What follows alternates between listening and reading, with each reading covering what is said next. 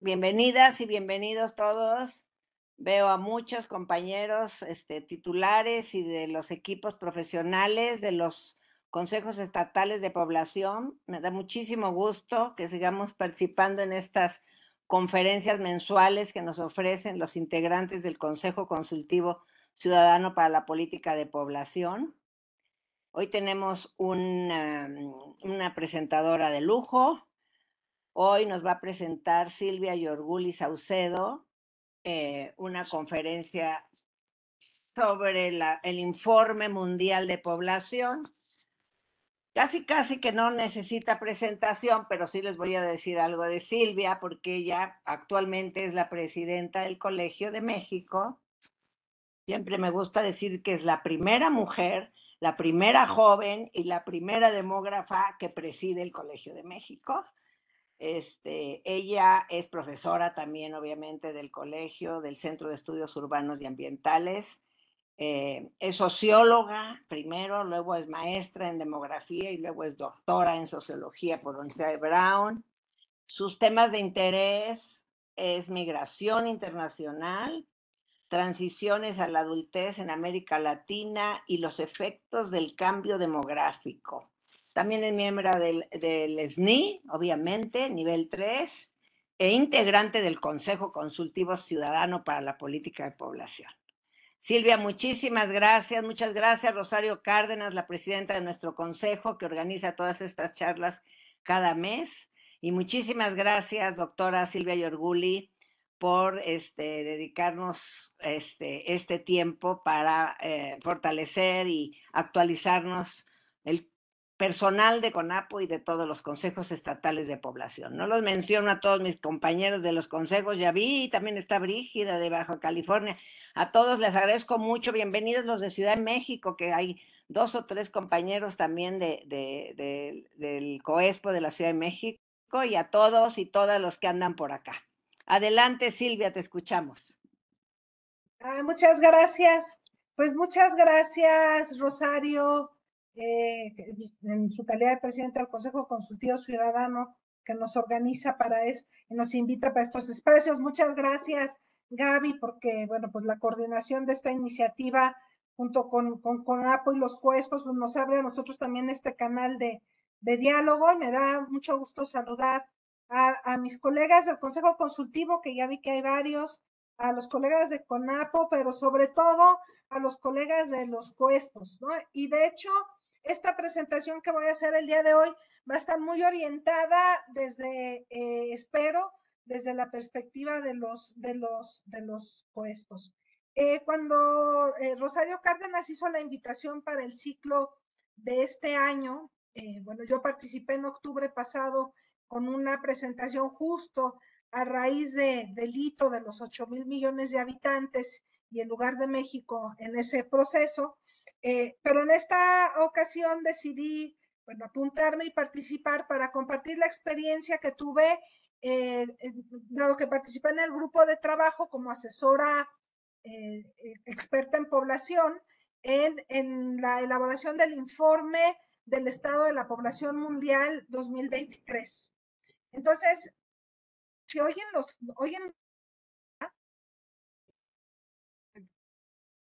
espero que sí me están oyendo. Sí, ok. Es que está aquí la lluvia Bien, muy tremenda. te Bueno, escuchamos muy bien. gracias.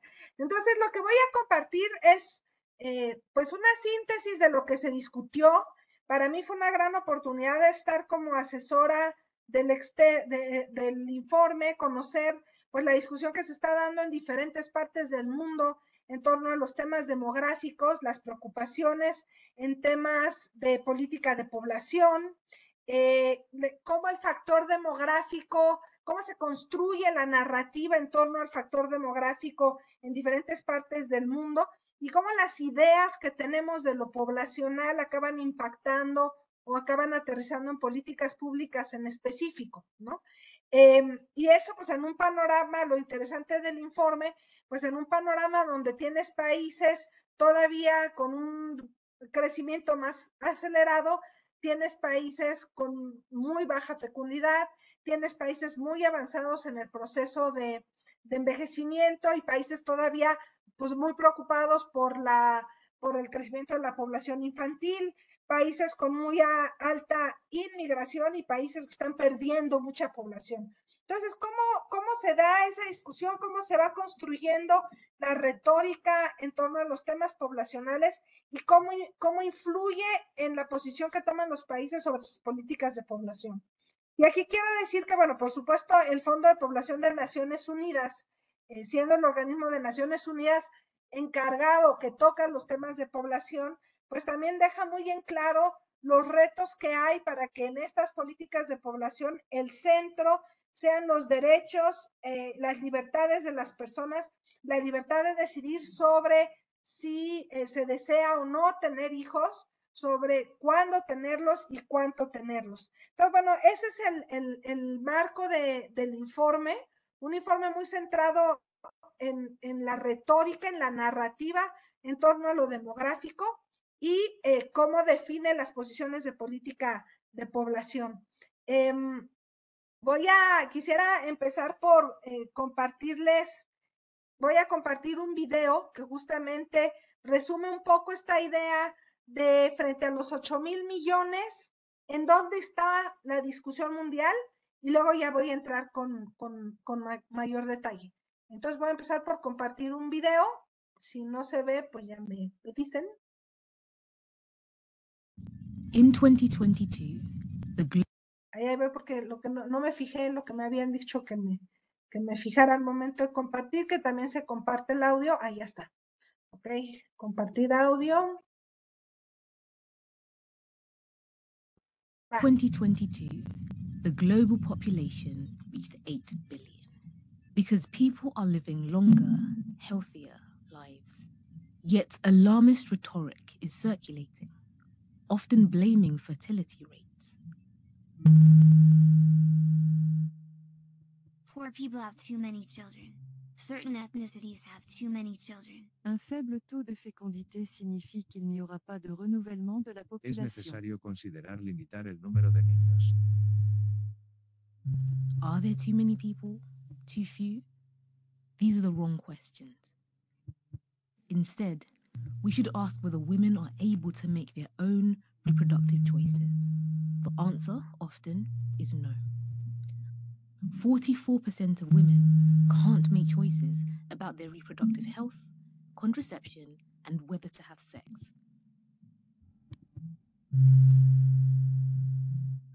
Como mujer, me dijeron que no era natural para mí no querer tener hijos. Due to very low fertility rates in my country, contraception is provided in a very negative manner. Une femme doit souvent changer de trajectoire professionnelle lorsqu'elle veut un enfant. Yo lloré por años. Women are not machines for reproduction.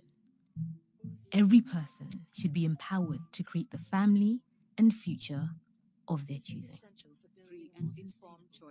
Toute personne a le droit de choisir de se marier ou d'avoir un enfant. 8 billion people can be equivalent to 8 billion opportunities.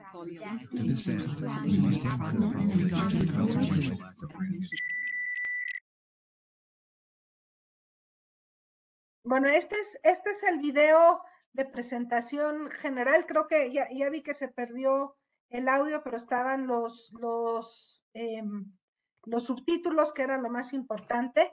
Y ahora voy a pasar y voy a compartir con ustedes la presentación de PowerPoint que tengo preparada para esta presentación. Entonces, bueno, ya hice la introducción.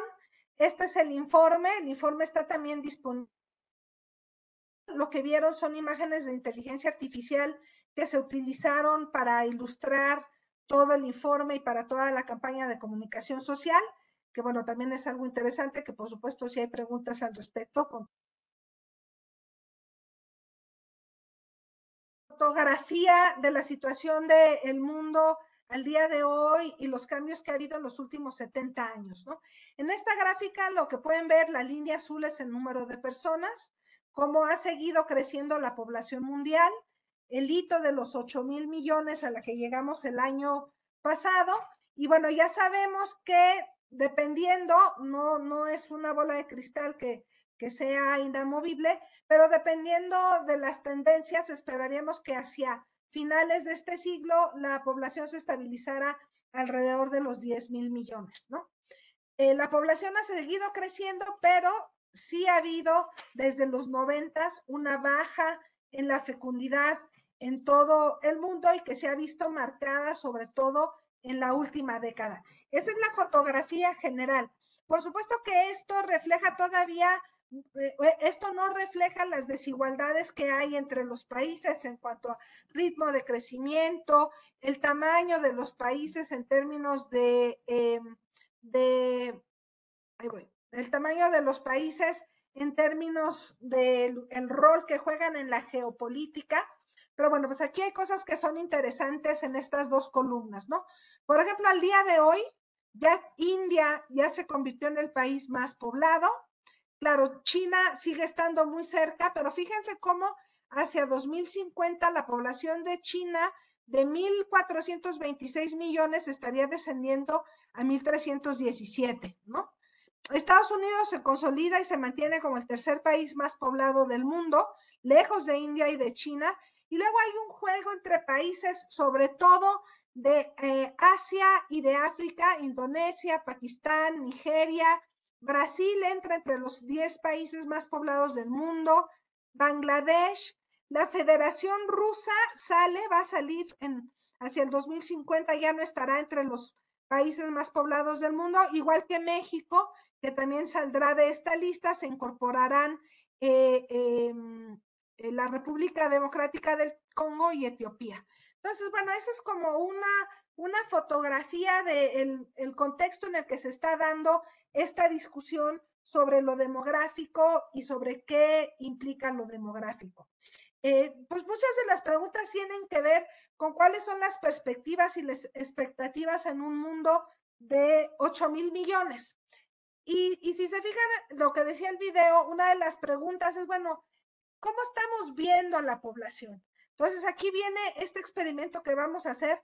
Yo les pediría en el chat que contesten sí o no a la siguiente pregunta, todos los asistentes, y la doctora Bonilla y Adela Angoa me van a ayudar a hacer la contabilidad. Entonces quisiera saber de los que estamos conectados esta tarde, ¿quiénes piensan que ya hay demasiada población? Que el mundo tiene ya demasiada población. Ya estoy viendo que están contestando. Entonces voy a dar un poquito de tiempo.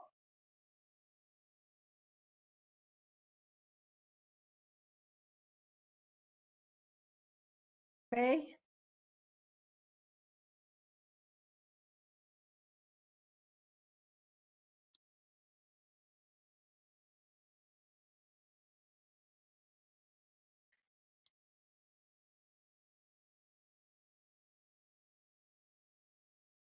Ok, ahí hay una pregunta que es que venía con explicación. Una respuesta que venía con explicación. Bueno, no sé, bueno, o doctora Bonilla, si pudieran ustedes decir ya cuántas respuestas tienen que sí hay demasiada población. No sé, doctora Bonilla, si pudiera prender su micrófono y decirme más o menos cuántas contabilizaron que sí.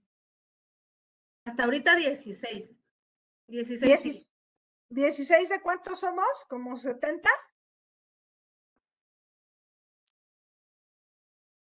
Sí. 75. Ok, bueno, interesante. Entonces, digamos, 17 de 75 piensan que sí, que ya es demasiada la población. Ahora quisiera preguntar si pudieran poner que sí, los que piensan que nos tendríamos que preocupar si empieza a descender la población mundial. Pongan, ¿quiénes estarían preocupados si hubiera un descenso de la población mundial? Y si pueden otra vez contestar en el chat.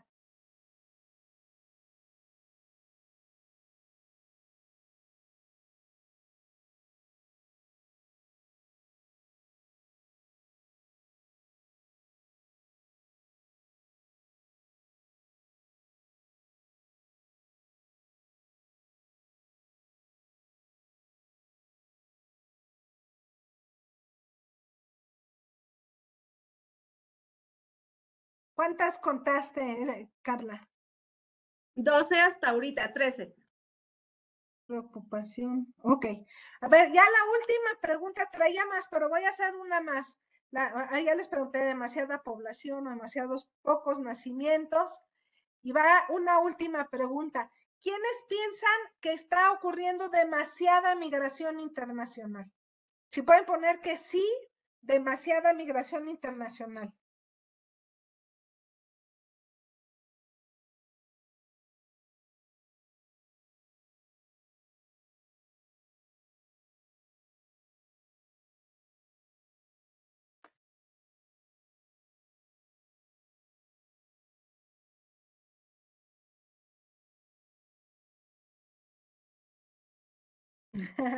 Uno con todo y signo de exclamación. ¿Cuántos contaste, Carla?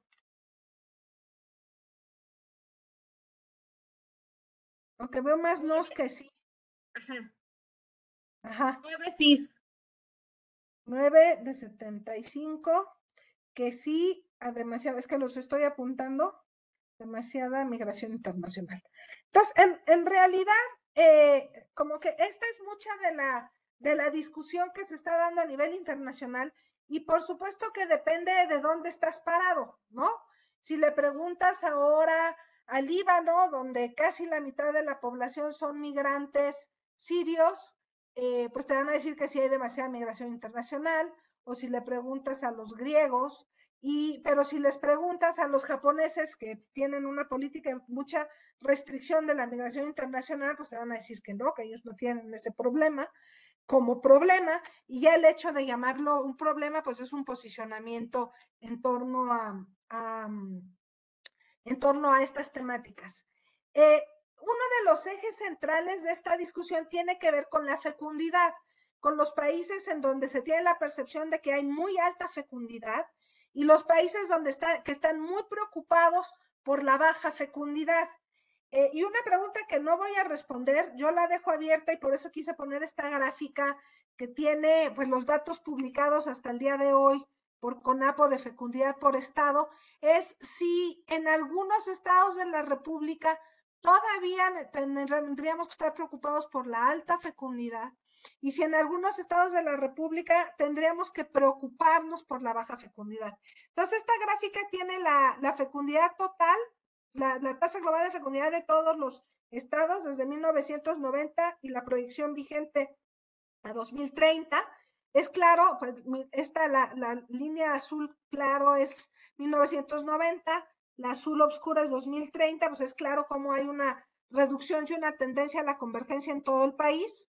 Voy a quitar 1990 y 2000 para que se vea un poco más claro dónde estamos, 2010 que es la de en medio, y bueno, ya si se fijan, todos los estados de la República están en una tasa de fecundidad abajo de 3, cercana al reemplazo, y algunos estados, como, bueno, aquí de las entidades, quien destaca más es la Ciudad de México, con una tasa global de fecundidad alrededor del 1.5, ya Maricruz Moradas nos podrá dar la cifra más exacta, pero digamos alrededor, ¿no? Entonces, esto lo pongo nada más a manera de contexto, que aunque es una discusión a nivel internacional, obviamente cuando uno habla de países que tienen todavía tasas de fecundidad arriba de 4 hijos por mujer, la tendencia es a una narrativa que enfatiza más la preocupación por el alto crecimiento poblacional, pero si te vas a Japón, a Corea del Sur, a Hong Kong, a varios países de Europa del Este que tienen tasas globales de fecundidad abajo de 1.5 y en algunos casos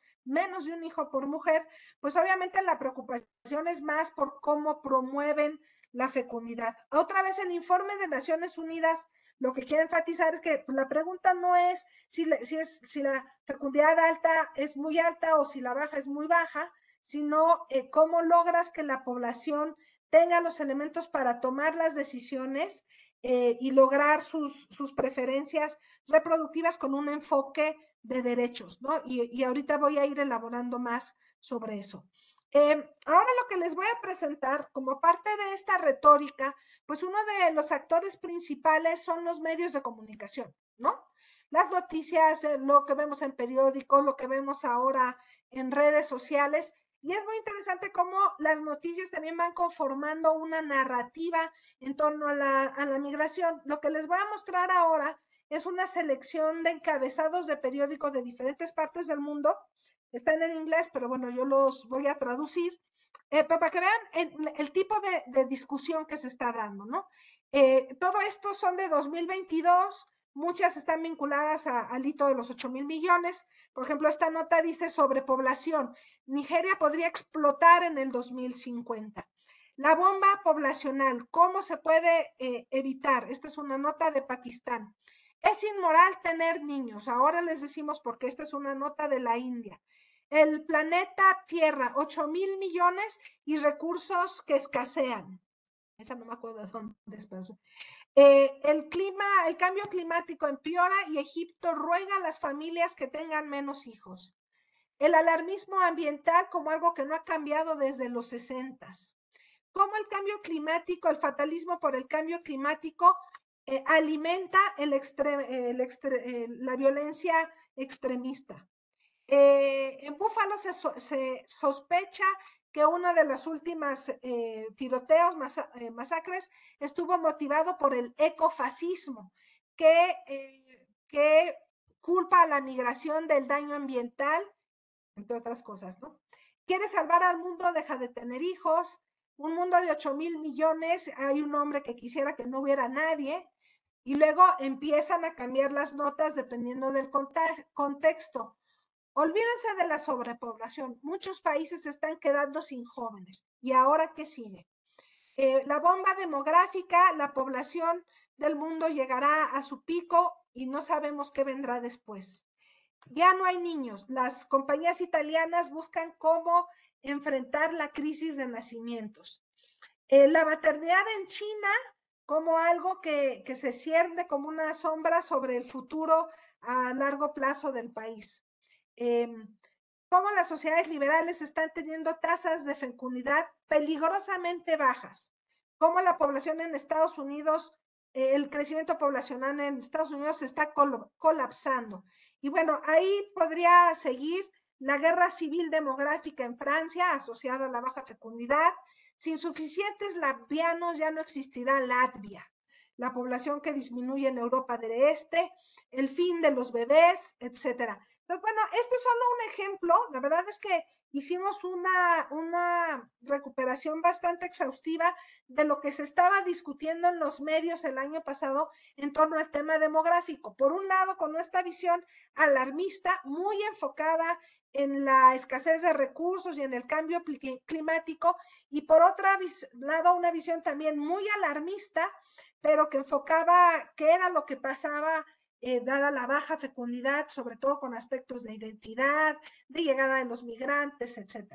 Por supuesto que estas percepciones varían dependiendo de los países, y una de las cosas que se hizo para el informe mundial fue una encuesta que coordinó UNFPA con YouGov, en donde se incluyeron estos 8 países que estoy poniendo aquí: Brasil, Egipto, Francia, Hungría, India, Japón, Nigeria y Estados Unidos, y se hicieron una serie de preguntas. Algunas fueron, por ejemplo, sobre cuál era la percepción de la población sobre la fecundidad. No es o sea, Francia, Hungría decían, bueno, sí, la fecundidad en general se ve muy alta, Nigeria, pero noten cómo la India y Japón dicen que no. Bueno, pues hay más respuestas de que está baja, y algunos países que dicen que en donde la gente contestó, no, la fecundidad está bien, o sea, el nivel que tenemos ahora está bien. Nigeria, por ejemplo, de manera interesante, Estados Unidos, la India. Entonces también las respuestas varían dependiendo de los países, ¿no? Digo, no es sorpresa que Japón fuera de quienes contestaran que con menos frecuencia, que no era muy alta. También se preguntó, bueno, ¿qué es lo que a las personas les preocupa cuando hablamos de cambio poblacional? Y la respuesta más frecuente, que es este color rosa mexicano que está hasta abajo, era: les preocupa el cambio económico o la crisis económica que pudiera estar asociada al cambio poblacional, ¿no? El segundo tema, que está pintado en azul, es el tema ambiental, esto que mencionábamos de la ecoansiedad y la preocupación por los recursos naturales, pero también está presente el de salud sexual y reproductiva. No es sorpresa que Nigeria fuera en donde fue más frecuente la respuesta de la preocupación por la salud sexual y reproductiva y los derechos humanos. Y bueno, pues leo los demás. Hay preocupaciones por la cultura, por cuestiones de racismo, por cuestiones de conflicto y tensiones asociadas a la fecundidad. Y bueno, por aquí hasta arriba aparece también en este color azul claro, preocupaciones por la disminución de la población, etcétera. Entonces, bueno, ese es un reflejo de los problemas que se asocian al cambio demográfico, de alguna manera yo diría demasiado automático y no necesariamente corresponde a lo que los datos nos dicen. Y ahorita voy a hablar un poquito más de los datos. Visto en perspectiva, esta visión de la fecundidad, pues también ha llevado a la implementación de políticas que están orientadas al control de la fecundidad de manera principal. Y aquí lo que estamos viendo es la distribución de los países según el tipo de política en torno a la fecundidad. En azul son los países sin política de población o sin política orientada a influir en la fecundidad. En rojo son los países que tienen políticas que buscan disminuir la fecundidad. Y fíjense cómo, bueno, obviamente en los 90s aumentaron, es el grupo principal, pero ya para 2019 es un grupo más pequeño.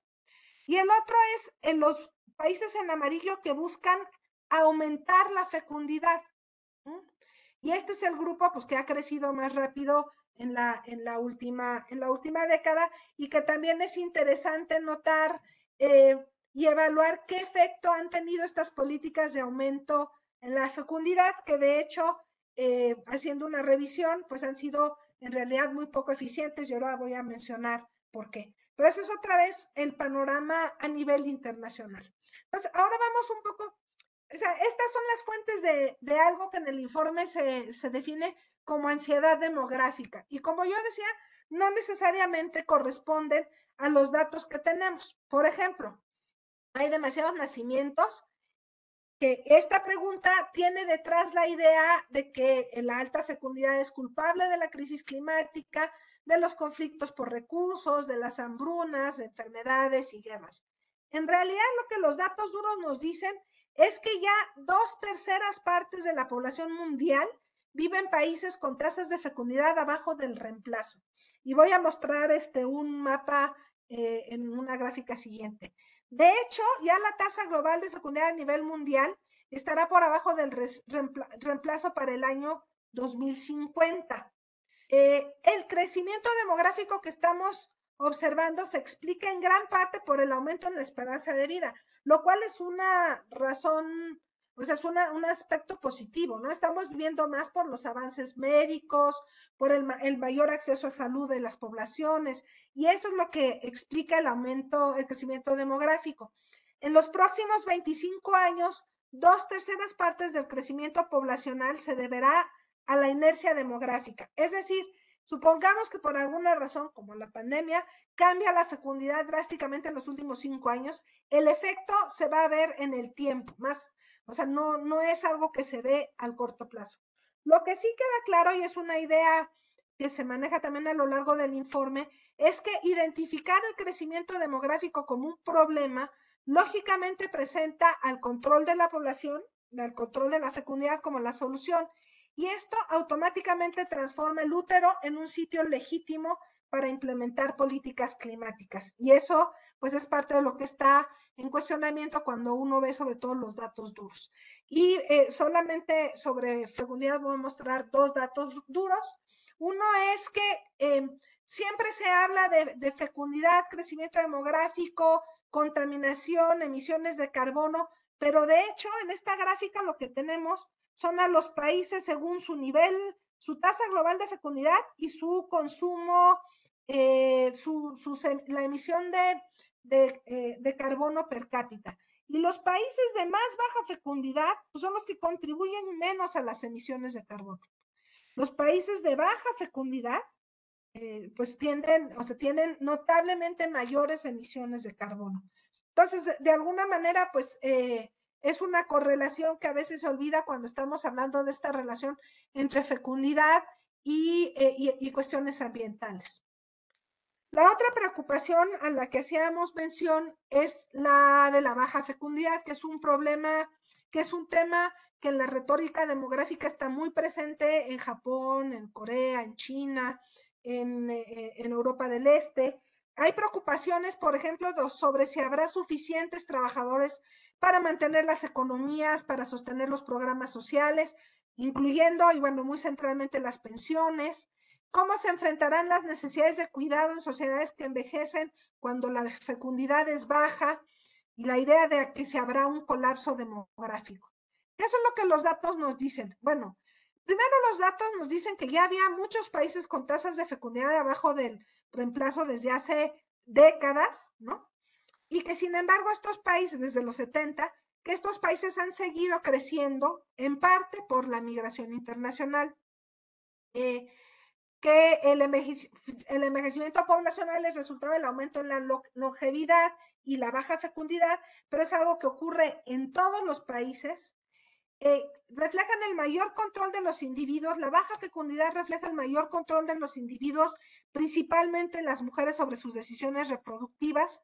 Y bueno, hay diversas políticas y opciones para mitigar los efectos del envejecimiento, más allá de las demográficas, que como yo mencionaba, han tenido muy poco éxito. No hay evidencia de que las medidas coercitivas, les voy a decir a Gaby Rodríguez, le va a sonar conocido, pero al revés. En varios países, por ejemplo, están prohibiendo la interrupción legal del embarazo, no por una cuestión moral o ética o de discusión de valores religiosos, sino como una estrategia para aumentar la fecundidad.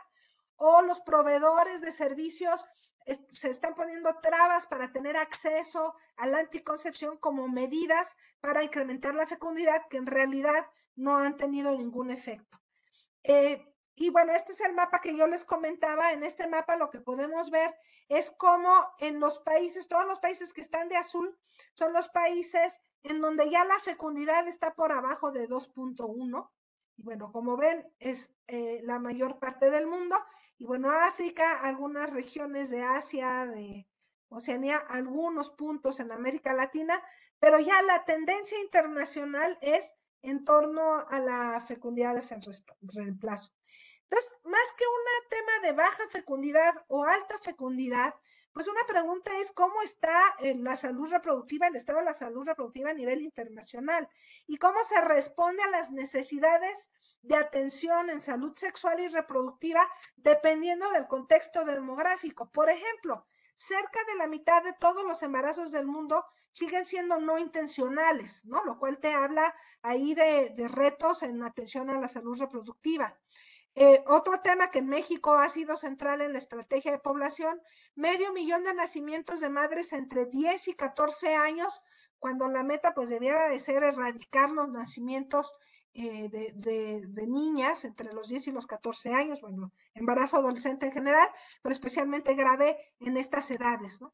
Solamente entre el 25 y el 30% de las mujeres en regiones de ingresos bajos y medios logran sus ideales de fecundidad. ¿Por qué las mujeres, las parejas, las familias no están logrando alcanzar los ideales de fecundidad que se plantean, que seguramente tenderían más hacia el reemplazo, según nos dicen las encuestas también demográficas? Y luego, uno de los temas centrales en los países que buscan aumentar la fecundidad, en las entrevistas a mujeres, uno de los temas centrales es que no hay mecanismos efectivos que promuevan la conciliación familia-trabajo. En tanto implique un costo para la mujer en su trayectoria laboral, en tanto no haya apoyos para poder combinar dos trayectorias laborales en la pareja o en la familia, pues se mantiene pues irreconciliable con la planeación en cuanto a tener más hijos. En ese sentido, en cualquier contexto, lo que se presentan son barreras económicas y desigualdades de género como las principales razones por las cuales las personas no logran el número de hijos que desean. Y ya la última pregunta tenía que ver con la migración internacional. ¿Por qué? Porque en esta retórica que se ha ido construyendo, la migración internacional juega un papel, ¿no? Por un lado, Hay países que dicen, no, tenemos muy baja fecundidad y muchos migrantes, eso atenta contra nuestra identidad, genera reacciones de racismo y xenofobia, pero en realidad otra vez cuando uno cuando uno ve bueno, otro de los mitos, lo voy a marcar, es que el trabajo migrante genera que los salarios se mantengan bajos, sobre todo en las ocupaciones de baja calificación, y que los migrantes, la presencia de migrantes tiene un efecto social negativo en las comunidades que los reciben. En realidad, los datos duros, por un lado, nos dicen que en la historia de la humanidad se ha movido, ¿no? O sea, de todo el poblamiento mismo de América, etcétera, se explica por migración, que podríamos ahora decir internacional, aunque en esa época no había estados-nación necesariamente. Entonces, la humanidad se caracteriza justamente por eso, por ser una población móvil. Al día de hoy, y a pesar de eso, al día de hoy, solamente el 3.6% de la población mundial es migrante. Y de hecho, una de las cosas en este cambio de narrativa que propone el informe es que la migración puede ser parte de la solución. Por un lado, puede promover el desarrollo humano a través de las remesas. Por otro lado, puede contribuir a la disminución de la desigualdad global. Y bueno, si quieren, puedo hablar con más detalle sobre estos temas en la parte de preguntas. Puede ser un factor de innovación. La migración ayuda a la difusión del conocimiento y al desarrollo de habilidades. Puede compensar las bajas tasas de dependencia en los países receptores y con eso compensar, por ejemplo, necesidades de cuidado y fortalecer los sistemas de pensiones. Todo esto puede ser. La pregunta es, ¿qué contexto necesitas generar para que estos efectos positivos de la migración efectivamente ocurran? Y ya lo último es que en este marco de una narrativa, la idea sería que, bueno, la migración, la población, la dinámica demográfica, fecundidad, migración, no es buena ni mala per se, es neutra, ¿no? El reto de la política pública, y por eso pensaba que era muy importante platicar sobre estos temas con los COESPOS y en el marco de CONAPO, el reto es cómo construyes resiliencia demográfica. O sea, cómo haces para generar una política o un marco de política que permita a los países o a los estados, en este caso, adaptarse, anticipar y aprovechar las oportunidades de los cambios demográficos. Y aquí hay una serie de recomendaciones, yo no puse todas para no saturar, pero puse las que pensaba más pertinentes para este espacio. ¿Cómo es incorporar la información demográfica a la planeación? Anticipar la interacción entre la dinámica demográfica, la economía, las políticas sociales, poner en el centro el respeto a los derechos humanos, apoyar a las personas para que logren sus preferencias y aspiraciones reproductivas, asegurar el acceso universal a los derechos y a la salud sexual y reproductiva, dar opciones para que los jóvenes puedan desarrollarse en el lugar de preferencia, el sistema de cuidados como algo central para lograr una conciliación más armónica entre la vida familiar y la vida laboral, por supuesto avanzar en la agenda de igualdad de género, promover políticas incluyentes y la inclusión de los migrantes. Cada uno de estos temas daría para una conferencia, los dejo enlistados y si hay interés por alguno, pues comentamos más adelante. Ese es en general el informe. Yo voy a cerrar nada más con una serie de preguntas. En la presentación pasada, veo que está aquí Elder, que me ayudó a preparar la presentación pasada. En la presentación pasada era una invitación a pensar cómo ubicábamos a México en el mundo de 8,000 millones. Yo ahora lo que quisiera es dejar, sobre todo a los colegas a los y las colegas de los COESPOS y de COPLADES, esta pregunta de si esto que está pasando a nivel internacional nos sirve en una discusión de las políticas de población en nuestro país. Cuando uno ve las estadísticas para México, y esto también ya lo tomé en la presentación pasada, pues vemos que ya la tasa de crecimiento poblacional pues va a la baja, la tasa global de fecundidad, bueno, vamos a ver ahora que se presente la actualización de datos de CONAPO, pero está alrededor del reemplazo, así lo voy a dejar. La mortalidad infantil pues ha seguido bajando. La esperanza de vida ya sabemos que ahí hay una deuda que no ha aumentado lo suficiente. Y bueno, cuando nos comparamos con otros contextos como Japón, pues nos falta mucho, ¿no? sobre todo en términos de mortalidad infantil y esperanza de vida. Entonces, creo que hay muchas preguntas que hacernos desde la parte de México. Por ejemplo, si hay una tendencia a la convergencia, va a una velocidad suficiente. Hay estados que necesitan invertir más en uno u otro aspecto y sobre todo, y esa es creo que la pregunta central, ¿cómo generamos una política de resiliencia demográfica en los estados? Entonces, pues con eso termino la presentación.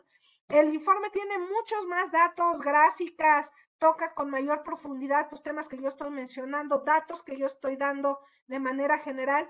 Tiene además varios testimonios. Y quisiera cerrar nada más mostrándoles una cosa más. Que creo que tengo aquí. Espero que sí. Espérenme.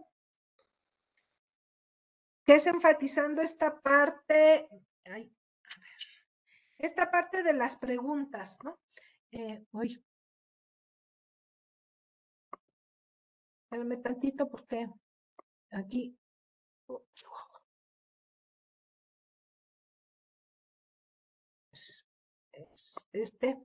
No, pues ya no voy a poner señales. Pero es un poco nada más regresando a la pregunta original de si estamos haciendo las preguntas adecuadas o no estamos haciendo las preguntas adecuadas. El propio informe señala, bueno, no es que el envejecimiento per se sea un problema, más bien el tema es cómo, aquí está. No es que el envejecimiento sea, la pregunta no es qué podemos hacer para evitar el envejecimiento, la pregunta es cómo podemos garantizar que las personas de edad reciban la asistencia a lo largo de su vida. La pregunta no es cómo conseguimos que las mujeres tengan más hijos, sino cómo respaldamos a las mujeres para que ejerzan su libertad reproductiva. La pregunta incorrecta es qué se puede hacer para que las poblaciones cambien. Más bien, la pregunta es cómo podemos predecir de mejor manera los cambios demográficos y fomentar sociedades resilientes, que es uno de los trabajos que hace CONAPO. Y ahora sí, con esto termino mi presentación y bueno, pues muchas gracias. Es muy sugerente tu conferencia, Silvia, nos abre 1000 preguntas y yo creo que cada uno está pensando en el país, en el mundo, la comparativa del mundo es muy importante y yo creo que cada uno de nuestros compañeros de COESPO o de los investigadores de otros estados están pensando, bueno, mi estado, ya no voy a pensar, mi estado es, está envejeciendo más, la Ciudad de México, ¿no? Que es la más envejecida, o Querétaro recibe mucha gente, son muchos migrantes, los michoacanos pierden, ahora los veracruzanos pierden población. Cada uno estamos pensando en nuestro, y cómo nos rompes mucho los prejuicios, ¿no? Que nunca podemos decir es bueno, es malo crecer, es bueno, es malo recibir migrantes. Hay países como Estados Unidos, el más rico del mundo, es un país formado de migrantes. Qué más obvio, el más rico del mundo, formado de migración, o sea, esa diversidad cultural que formó a los Estados Unidos, digo porque casi erradicaron a los indígenas aborígenes, pues hizo una sociedad muy próspera, ¿eh? Y muy y diversa, como todas. Vamos a abrir las preguntas, yo diría que pues por el chat, ¿verdad? Hagan sus preguntas, dudas, aprovechen este momento porque todo lo que pregunten va a ser muy bien contestado, les aseguro. Gracias, Gaby. Pues a lo mejor en lo que llegan preguntas, yo diría, retomando, Gaby, lo que tú dices, dos cosas que creo que desde CONAPO, desde los COESPOS, desde lo que hacemos los demógrafos, está esta parte de cuestionar los datos, ¿no? Y cuestionar, no los datos, cuestionar lo que se dice, ¿no? Lo que se dice que la migración es mala. Entonces, oye, bueno, pero de repente en México la inmigración es menos del 2% de la población, ¿no? O sea, ubiquemos las dimensiones y creo que México es privilegiado en el sentido que tiene mucha información demográfica. CONAPO pone la información demográfica a disposición de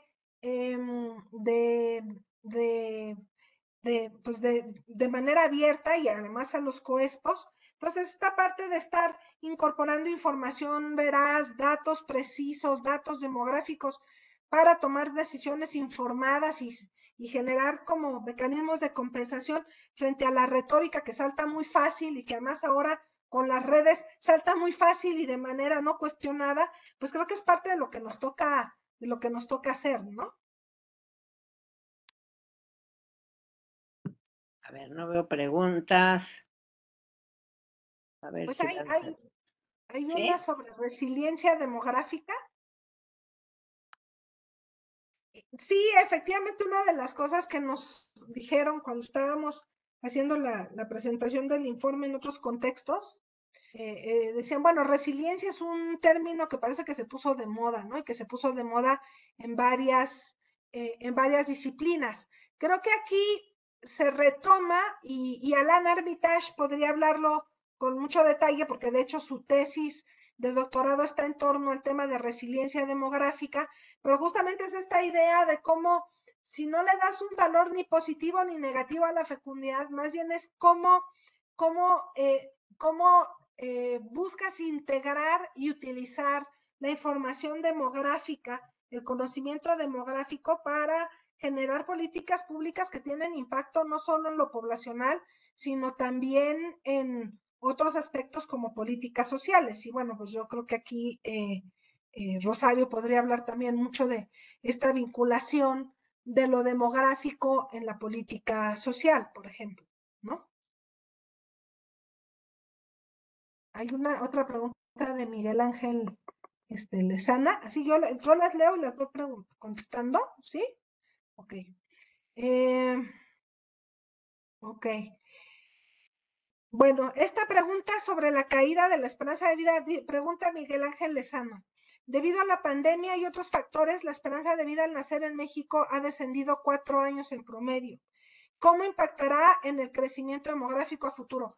Yo creo que Maricruz Muradas está, creo que tiene más información para contestar con precisión, pero bueno, efectivamente este descenso en la esperanza de vida por la pandemia que se observó, sabemos que se va a compensar. De todas maneras, sabemos que la esperanza de vida en México este siglo ha estado prácticamente impactada y se tendrán que hacer ajustes en términos de las proyecciones, que es parte de lo que está haciendo CONAPO en conjunción con las proyecciones que se presentarán en el futuro, con los datos del censo, ¿no? Pero yo supongo que las tendencias, esa es una de las cosas interesantes de estudiar lo demográfico. Las tendencias no creo que tengan cambios muy drásticos, ¿no? Pero no sé, Rosario, si tú quieras abundar sobre ese punto.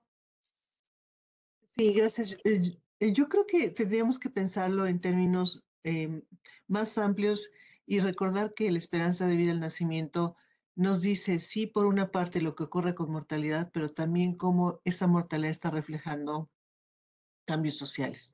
Y vamos a tener el efecto, seguramente, si la dinámica de cambio en la esperanza de vida venía siendo muy lenta, ahora va a ser un poco más lenta, porque vamos a tener todo el efecto de la pérdida de condiciones económicas, de grandes volúmenes de población.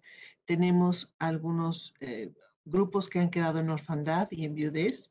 Ha habido mujeres que estaban en actividad económica, han salido y difícilmente van a regresar. Está el efecto sobre la escolaridad, niños que tuvieron un rezago en la adquisición de habilidades que no necesariamente van a adquirir, y algunos más que salieron del sistema educativo, especialmente quizá mujeres, sobre todo adolescentes, y todo eso lo que hace es un impacto sobre las condiciones promedio de vida de la población. Así que como sociedad vamos a tener un retraso que se expresa en la esperanza de vida, pero que también se puede ver en algunos otros indicadores. Y de hecho, lo que la doctora Yorguli nos está proponiendo sobre resiliencia es una buena manera de pensar que lo que tendríamos que buscar son identificar aquellos mecanismos que procuren que la población tenga mejores condiciones de vida y que esto ocurra dentro de un marco de derechos. No es la imposición de un cierto estilo de vida o de algún tipo de escuela o alguna otra, el acceso a algún satisfactor que desde una forma central pensemos le funciona a la población, sino es genuinamente buscar cuáles son los mecanismos que permitirían que las poblaciones vivan mejor. ¿Es una población de un volumen tan amplio como el nuestro o es tan pequeña como la de Uruguay? Queda como algo secundario. Lo que interesa es que cada persona pueda tener acceso al ejercicio de todos sus derechos y que como sociedades hayamos podido construir algo con bienestar, con calidad de vida. Y en esa lógica es que se inserta esta discusión desde lo demográfico de la resiliencia, el aprovechamiento de las oportunidades, la diferenciación de las cosas que son necesarias para subgrupos, el reconocer que regionalmente un país como el nuestro es muy, muy heterogéneo y creo que ese es uno de los elementos fundamentales que derivamos de la muy interesante y oportuna plática que la doctora Yorguli nos ha dado. Pero la otra, y solo quiero refrendar y sumarme a lo que ella ha dicho, es la importancia de la información como el elemento que nos permite dejar de lado nuestros prejuicios y analizar las cosas y reconocer qué es lo que está ocurriendo. Como prejuicio puedo pensar que hay muy pocos nacimientos en cierto lugar o que las parejas están formándose muy tardíamente, pero si dejamos que los datos sean los que expresen y sobre todo incorporamos el elemento de derechos, podemos encontrar que las personas están genuinamente convencidas de que eso es lo que están buscando. Se congeló Rosario, pero no sé si los demás también. Yo estaba terminando, así que creo que dejé ya la idea completa. Gracias.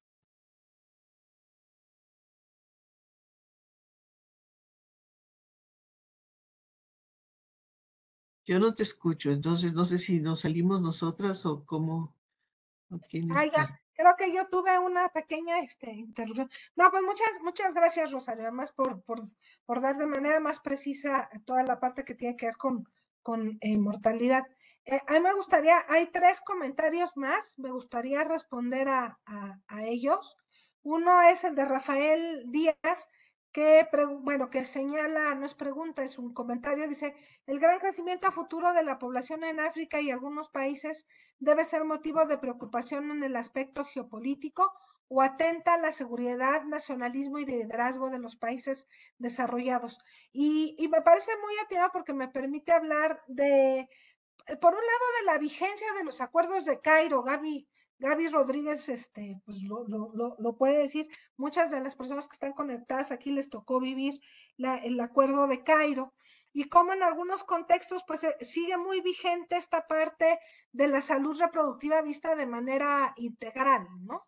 Y de la necesidad de inversión en estrategias que tiene que ver un poco con la pregunta de Esperanza también, de estrategias para aumentar la atención y la calidad de atención en salud sexual y reproductiva, pero que sí efectivamente uno de los comentarios, dada la migración de África, por ejemplo, hacia Europa, es como intentar separar en la narrativa y decir, bueno, no es que haya que bajar la fecundidad de África por la migración que ocurre hacia Europa, sino de generar condiciones de desarrollo en África y también entender que en el caso de Europa, como pasa en el caso de Estados Unidos, hay ya una demanda hacia ciertos tipos de empleos, ¿no? Estados Unidos, por ejemplo, tiene un desbalance entre el crecimiento del empleo y la cantidad de personas para para ocupar ciertas ocupaciones, ¿no?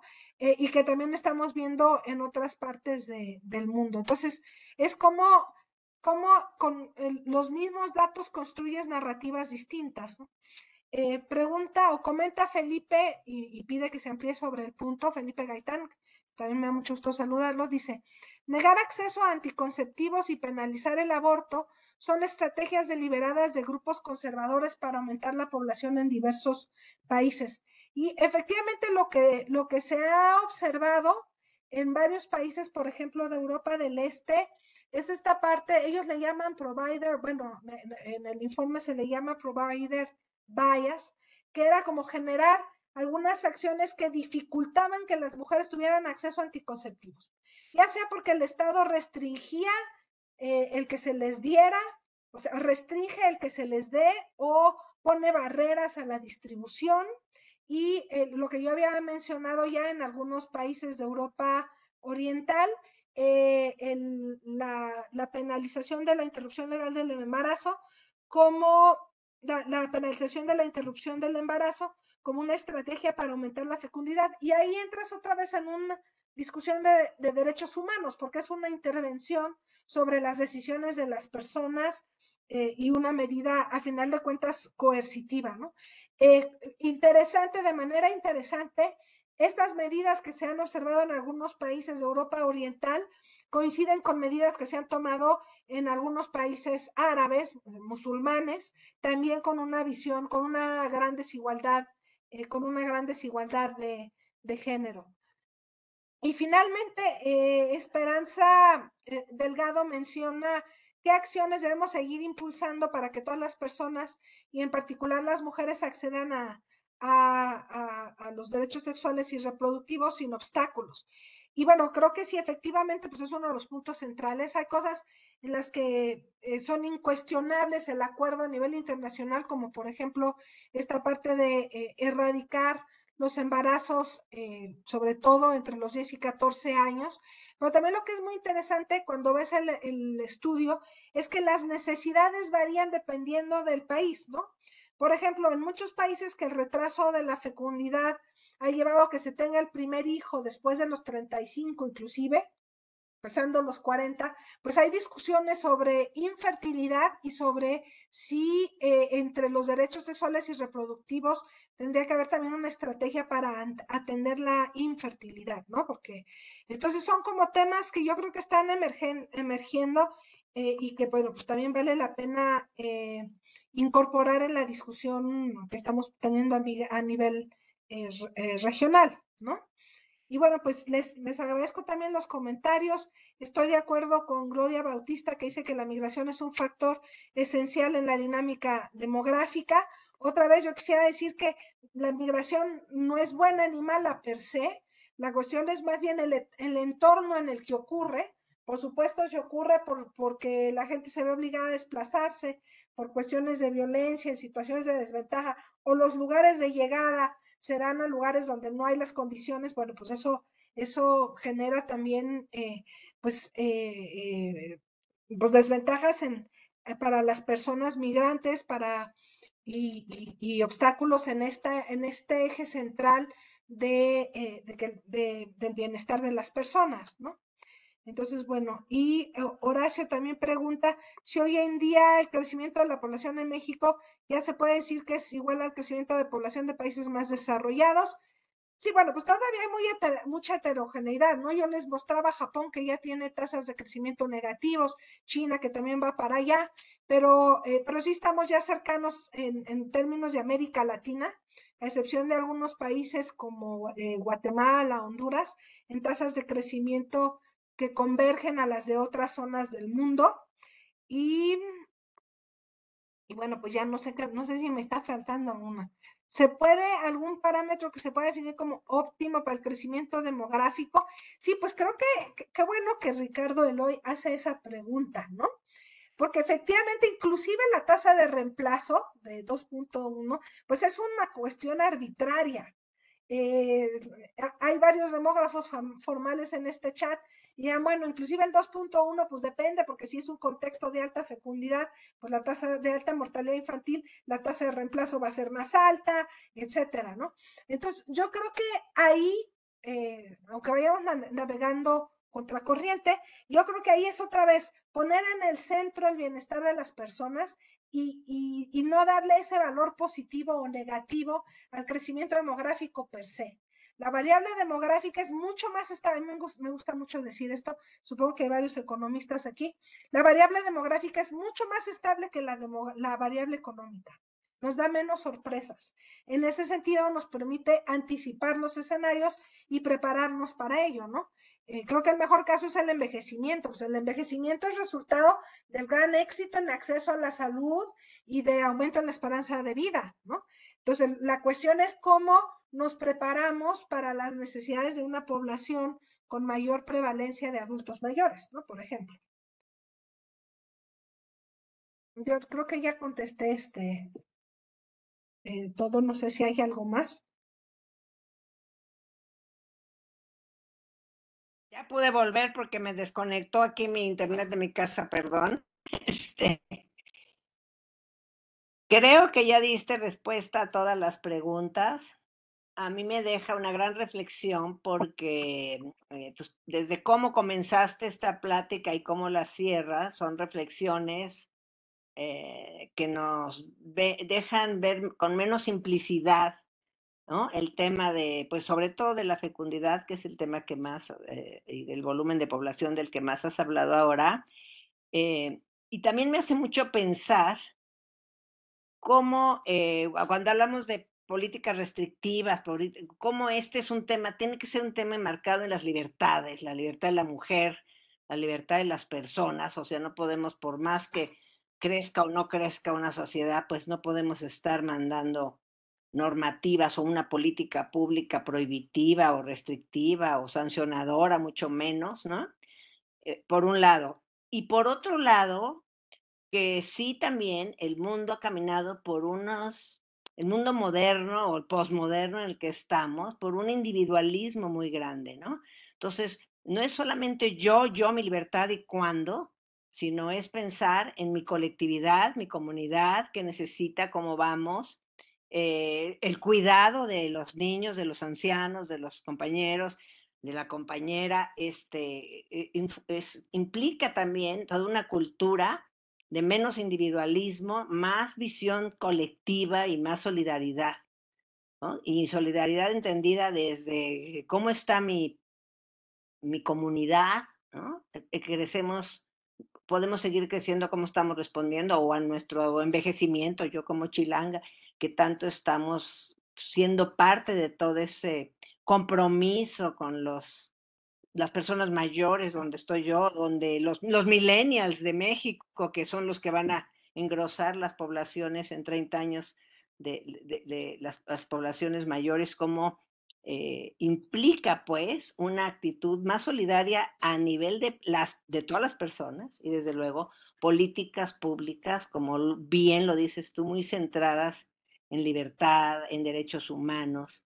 Ese tema de cuidados es tan estructural y va a tomar cada vez más importancia, ¿no? El de poder combinar, ¿no? En primera, que sea remunerado, ¿no? Un trabajo no remunerado, que sea balance, que no haya esa diferencia tan grande entre las horas que dedican a los cuidados las mujeres y los hombres, y que nos permita también a todas y a todos tener hijos y tener un desarrollo creativo, profesional. Entonces, esa para mí son los valores que tienen que irnos enfocando. Y sí, pues son tareas que no habíamos pensado hace 50 años. Yo ahora hablo mucho de hace 50 porque 50 años va a cumplir el CONAPO y hace 50 no nos hacíamos todas estas nuevas preguntas. Muchísimas gracias a todas. Tuvimos una súper participación. Tenemos todavía 76 participantes. Nadie se bajó. Yo creo que hasta quisieran seguir. Muchísimas gracias, Silvia Yorguli. Muchísimas gracias, Rosario Cárdenas. Agradezco muchísimo el interés también de Carla Bonilla y Liana, las compañeras de CONAPO que están aquí apoyándonos. Agradezco muchísimo que nos sigan, que nos estén siguiendo en nuestros brazos de los estados, como yo le digo a los consejos estatales de población. No sé si quieras decir unas palabras de despedida, Rosario, Silvia. Pues agradecer nuevamente que Silvia nos trae este tema que está recién publicado y que nos lleva a pensar sobre varias de las intersecciones que hemos estado comentando, desde la pandemia hasta lo que es resiliencia, lo que es política pública, la necesidad de información estadística amplia, también la posibilidad de aplicar una perspectiva comparada como una forma de identificar dónde hay elementos de incumplimiento de derechos al interior de los países y entre países, y la importancia de pensar en términos poblacionales en el largo plazo.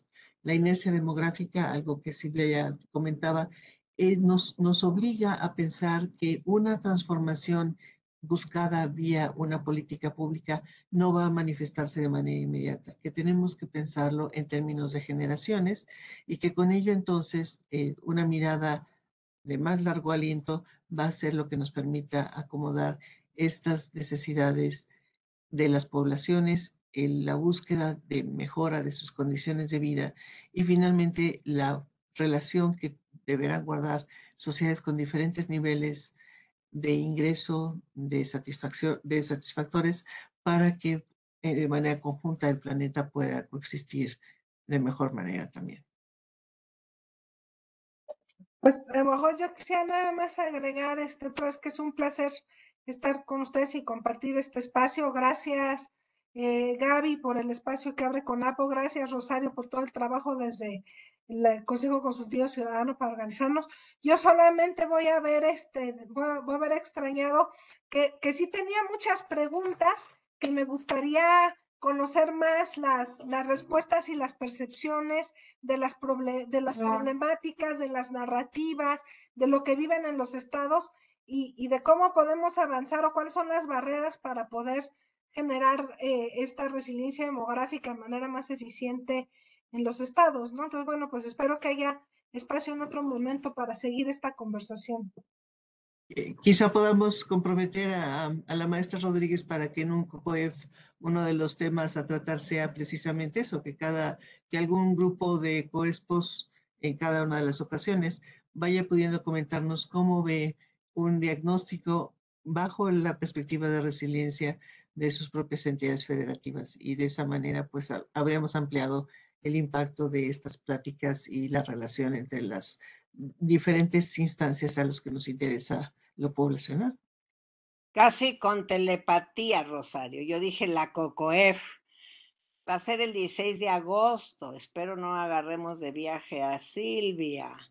Pero la COCOEF vamos a tener aquí en presencial a todos los titulares de los COESPOS y a muchos invitados de los que nos están acompañando hoy. Y yo creo que en una presencial podemos ir preparando desde ahora, ¿no? Que cada uno de los estados nos traiga y que en una presencial podamos tener esa discusión que hoy se quedó así como con ganas de calentarse más, ¿no? ¿Ibas a estar en México el 16 de agosto? Sí, pues si quieres reviso, yo creo que sí, pero reviso con calma. Van a venir todos los titulares de los COESPOS el día 15 y 16. El 15 celebramos 10 años del Consenso de Montevideo y el 16 pues está la COCOEF, y yo creo que a todos les va a interesar un diálogo así muy fuerte con estos temas de la población del mundo y la población de México y la población de las entidades federativas. Sí, ojalá pues que nos organizamos con calma. Con mucho gusto. Bueno, muchas pues, gracias. Muchísimas gracias. Al contrario, Silvia, muchas gracias Pronto. a ti, muchas gracias, Gabriela, gracias, doctora Bonilla y maestra Zárate, y que tengan todos muy buena tarde. Gracias, hasta luego.